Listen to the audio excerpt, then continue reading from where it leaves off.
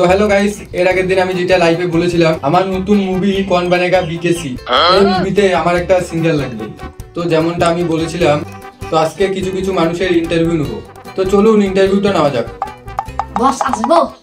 কি হচ্ছে? আসো আসো। একটা মেয়ে নিয়ে পালাই। তারপর আরেকদিন আসতে বলছি, আমার কি খবর? ও এখনো হসপিটালে ভর্তি হয়ে আছে, বিষ খাইছে।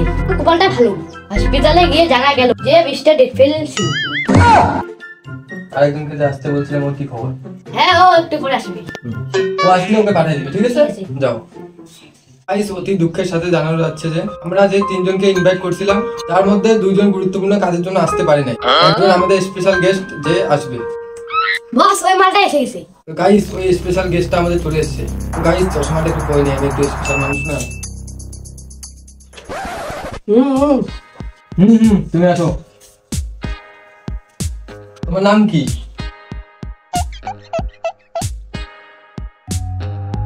ও বাবা, তুমি কথা কম গান বেশি বলো। ঠিক আছে ঠিক আছে, তুমি এদিকে আসো। ওইখানে একটা এমন গান করো যেটা গান ভাইরাল হয়ে যায়, অস্কারটা তুমি আমিয়ে পাই, ঠিক আছে? তো ঠিক আছে, তুমি গানটা শুরু করো।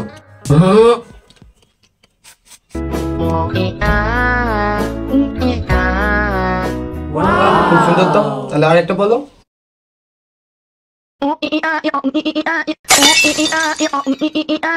ভাষা দিয়ে গান করো।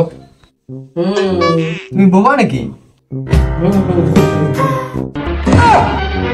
ভাগ, তোকে এখানে কে আসতে বলছে?